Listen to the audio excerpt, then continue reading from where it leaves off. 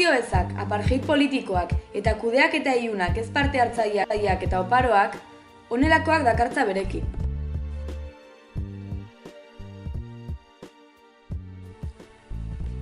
Odon Elorza, PSOEko kidea, Donostiako alkatea.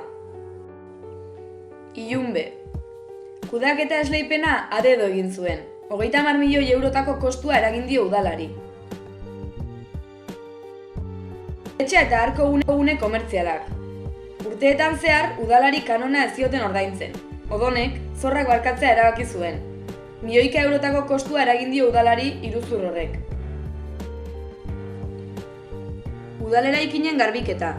9 urteetan zehar, kontratu gabe aritu dira bi garbiketa enpresa. Odonek, udaleko PSOEk, bazekien hori, eta prebarikazio eskandalagarria izan zen ala ez, argitzeke dago gaurko egunez.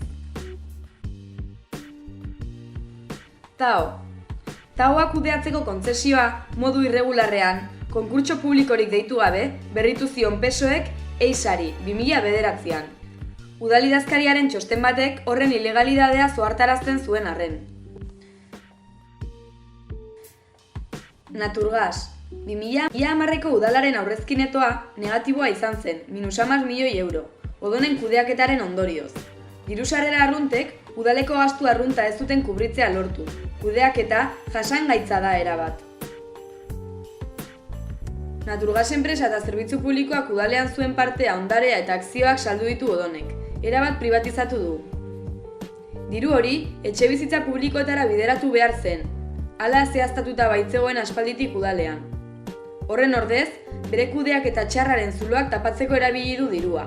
Bere udal kudeak eta salbatu eta kanpora begira irudi ona eman nahiean. Odonen alderdiak, udaletik kanpoko langileak kontratatu zituen Donostiako hirigintza plan orokorra diseinatu eta erredaktatzeko. Hori gutxi ez, eta erredakzioan parte hartu duten eta PSOEn ezagunak dituzten 3 kide konkretuk osatzen duten enpresari, UTE MSM Donostia, esleitu dio odonek hurrengo urteetarako plan orokorraren mantenimendu eta garapenaren ardura, 720.000 euro 4 urtetan. Donostiako udalak, udalteknikari eta langile ugari ditu hirigintza arduratzeko, bai plangintzak diseinatu, bai plangintzen garapena arduratzeko, baina udaleko PSOEk zeregina privatizatzen du. Noren onerako baina? Autobus geltokia. Loiolako herriberetako garraio intermodalaren proiektua, autobus eta trenen loturarako, erredaktatua izatea lortu zuenerako 2004 eta 2007 bitartean, 600.000 euro inguru gastatu zituen jada odonen alderdiak. Baina egun batetik bestera eta oraindik ezagunak ez diren arrazoiengatik, odonek proiektua zakarretara bota eta Atotxan geltokia egitea inposatu zuen. Atotxako geltokiaren proiektua diseinatzeko, hurrengo 2 urteetan, 283.729,33 euro gastatu zituen. Autobusen arazoari irtenbidea emateko beraz, diseinuan bakarrik 900.000 euro inguru xautu ditu odonen alderdiak. Atotxako proiektuan, gainkostu ugari izaten ari da azken urteotan. Erabakia hartzeko argudio, planifikazio eta aurreikuspen faltak arazo ugari azalerazi baititu. Esaterako, oso autobus gutxi sartu ahalko dira Atotxan, eta Pio 12ko geltokia mantendu beharko da ziurrenik. Kudeaketa tamalgarria benetan. Zubieta. Begi aurrean izan nahi ez duena, han instalatu nahi dute odonek, PSOEk eta PNVek. Egun ezagutzen dugun Zubieta desagertuko da. Erabat eraldatu nahi dute. Eskuzaintzeta. Lurrekin espekulatu nahi du odonek. Eskuzaintzetan, udalintereserako izendatu zituen lurrak espropiatzen hasi zen oso prezio merkean. Behin prozedura hori martxan jarrita, hirigintza plan orokor berrian, lurroiek urbanizagarri gisa birkalifikatu zituzten. Aktibitate industrialerako bideratzen dituzte lurrok. Metro karratuko erositakoa baino askoz prezio garestiagoan saldu nahiean. Horri, lurrarekin espekulatzea deitzen zaio, hemen, Marbellan eta mundu osoan. Horregatik, Zubietako lurjabeek auzi bat irekia dute udalaren aurka hori ekiditeko. Horri guztiari beste eskandalu bat gehitu behar zaio. Espropiaturiko lurroien ia erdia, 25 futbol zelairi dagokiona, Espainiar Barne Ministeritzari zeditu dio. Bertan, makrokartzela bat eraiki dezan instituziones penitenziariasek. Trukean, udalak Martuteneko espetxeko lurrak lortuko ditu. Zubietako lurren birkalifikazioan baina, udalak lur horiek udal interesetarako izendatu zituen. Eta Espainiar gobernuak kudeatuko duen makrokartzela ez da ez sozialki ez eta legalki ere udal interesekoa. Beraz, operazio ilegala da Odonek Zubietan egin nahi duena. Erraustegia. Odonen jarrera duela 6-7 urte aurkakoa zen, osasunerako kalteak argudiatuta. Duela 5 urte, bat eraki zergaitik edo zeren truke, jarrera erabat aldatu eta orain bultzatzaile nagusienetakoa bilakatu da. Erraustegiak, Gipuzkoar gizartea kutsatzeaz gain, Donostiako udala 30 urtetarako hipotekatuko du, Gipuzkoako gainontzeko udalak bezala.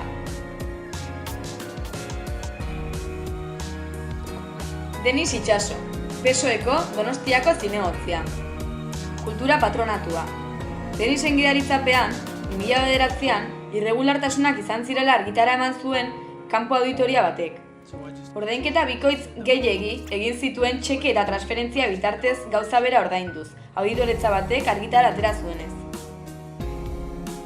Auditoretza enpresa bati, SBG, lehiaketa publikorik gabe esleitu zion lan bat, modu ilegalean, 200.000 euro baino gehiago.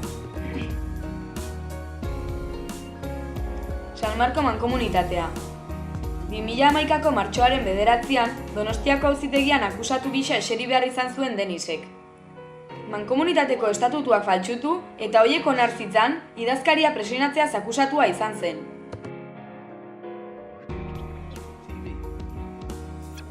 PNV. Eusko Alderdi Jeltzalea. Barandiaran kasua, PNV.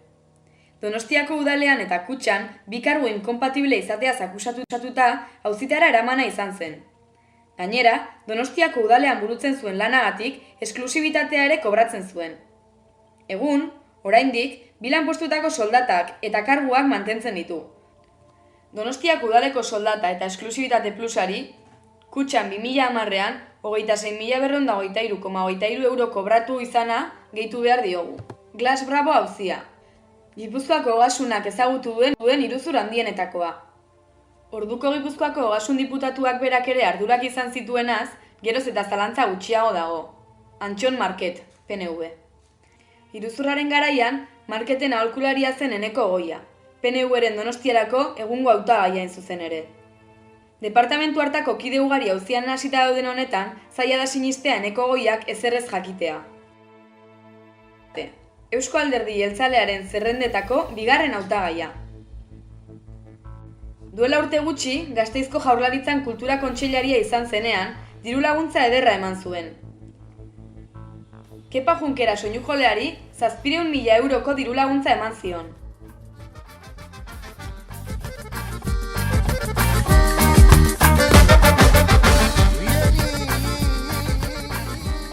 Entxufismoak, iruzurrak, favorezko tratuak, ardura ezak, iluntasuna, informazio eza. Kudeaketa eredu honekin amaitu beharra dago.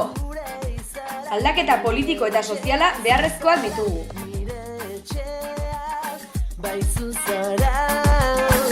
Gauenako ipin politia xera